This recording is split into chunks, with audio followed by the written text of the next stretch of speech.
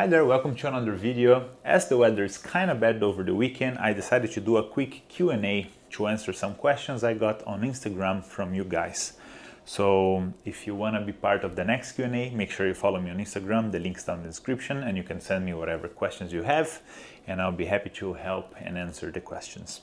So today I'm gonna go over these questions I got. So what does the road after flight school look like for pilots, especially international students? I started my pilot training in Canada as an international student, so I did my PPL, CPL, multi, and instructor rating. But after you finish your training, if you have the hours and you qualify, you can already start applying for jobs, right? I got my instructor rating because I knew that getting a job fresh out of CPL can be a little bit complicated.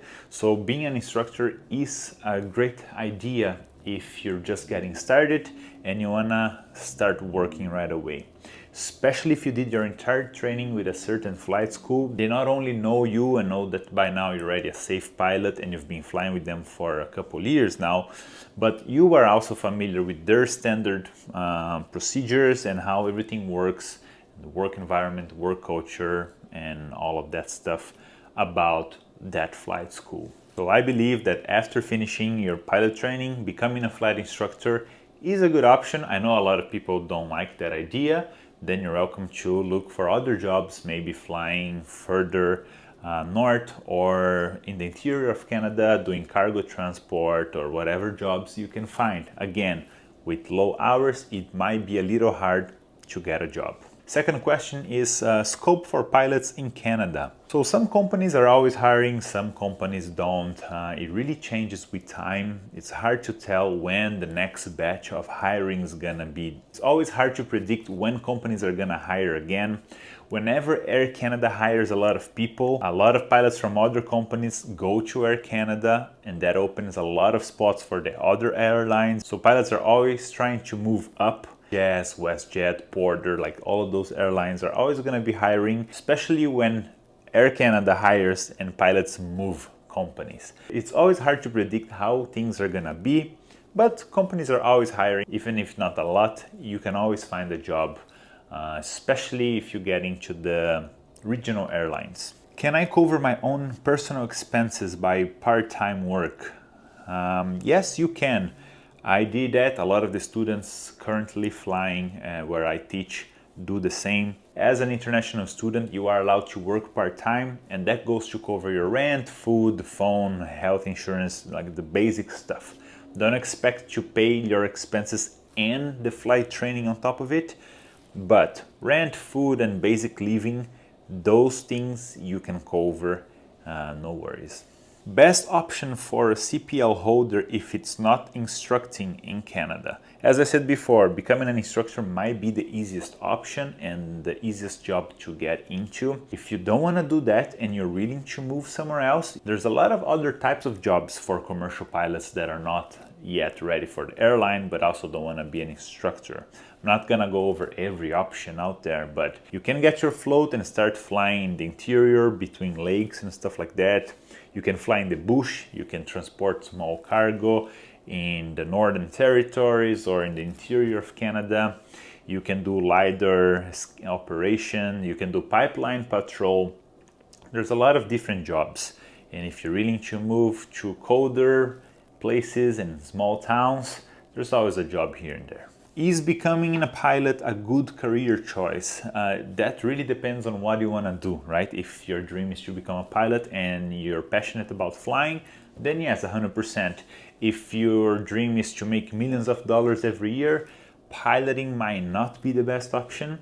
If you love engineering, maybe piloting is also not the best option. If you want to become a pilot, it's going to be a good career for you. If you want to do something else and becoming a pilot is just an idea because of something you heard or expectations you have, then maybe consider something different, again, depending on your liking. Is it even possible to become an airline pilot in Canada with the current job environment? Yes, I have friends that left the flight school and are joining the airlines.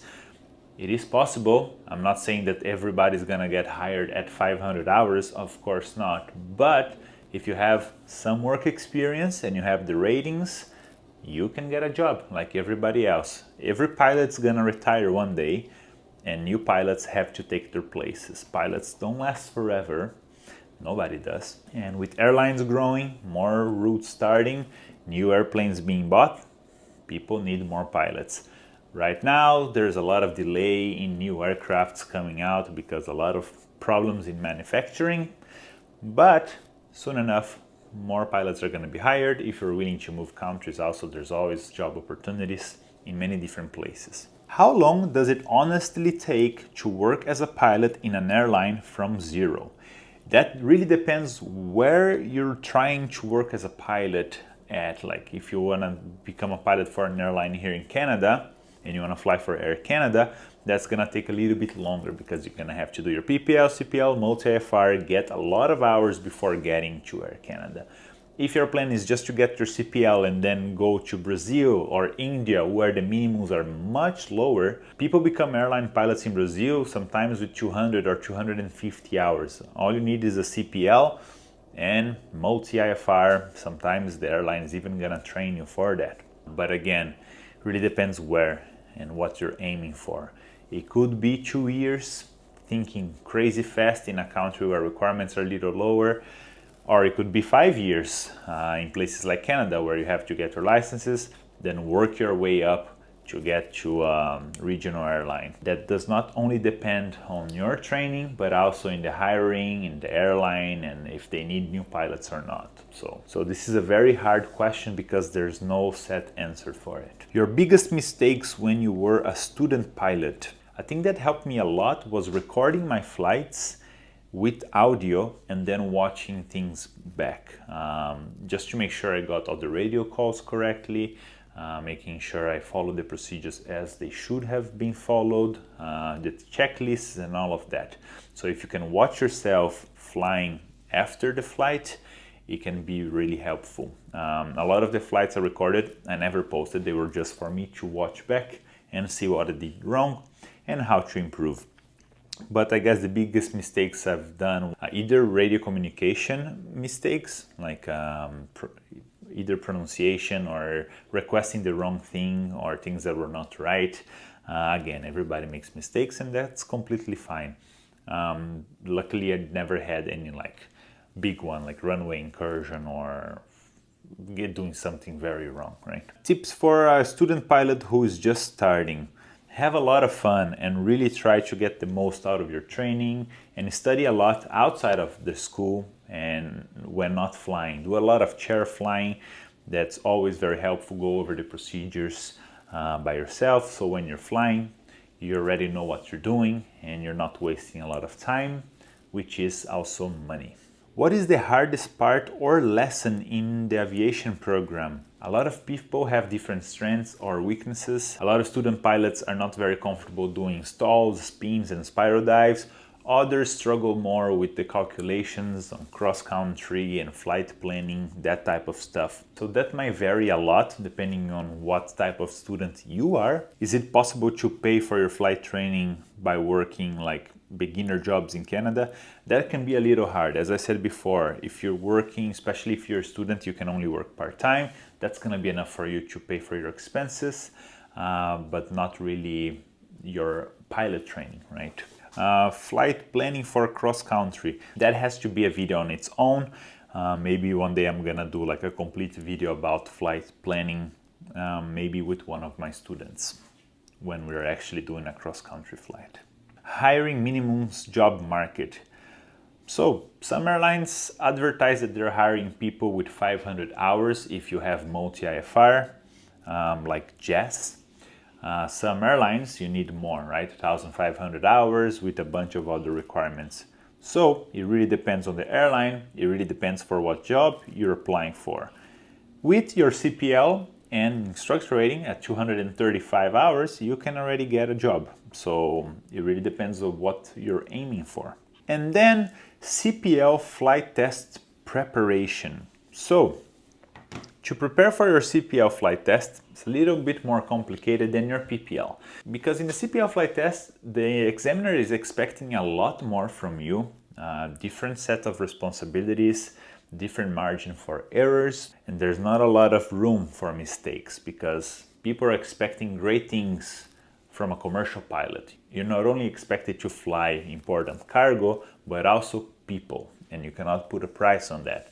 A thing I would recommend if you're preparing for the CPL flight test is not only get familiar with the flight test guide, but you have to know it from beginning to end. You really have to know everything that's in the flight test guide. The flight test guide will be linked down in the description, and it just covers everything you need to know in order to pass your flight test. If you're doing helicopter, there's gonna be a version for helicopters. So in the flight test guide, you can see here all the different parts of it, everything that it covers, from admission to the flight test, all the ways to errors, deviation, point system, and all that stuff. You need to be on top of everything that has to do with is the plane airworthy to fly, what are the documents on board, and you know, in PPL there's a lot of room for mistakes here and there, even though you should already know all of this stuff. But for CPL, again, there's more responsibilities and you should be familiar with everything. Airplane performance, you have to be familiar with everything. Pre-flight inspection, by now you're close to 200 hours, so you have more than 120 flights. So you've done the pre-flight inspection over 100 times, so you should be able to do it without any mistakes. In the flight test guide, you can also find every performance criteria for each exercise you have to perform on your flight test. So steep turns, if you check here, you have all the numbers. So you have to perform within all of these. Again, these are the maximum numbers, you cannot go over them. So you should be aiming to be, you know, perfect, but you can deviate a little bit here and there.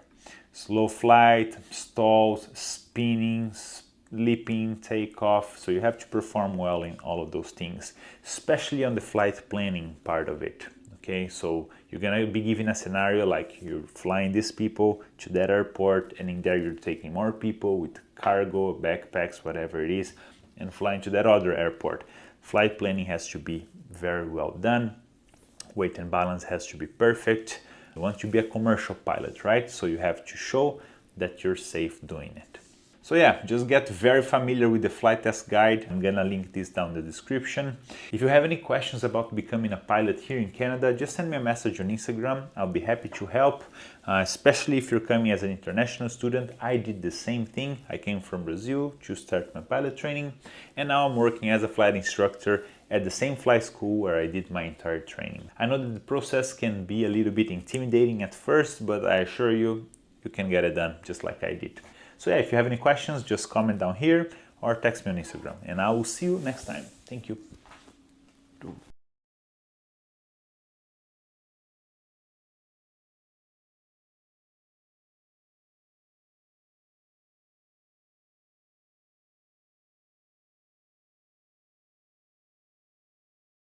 My new YouTube studio. Thank you, Desky. Love it.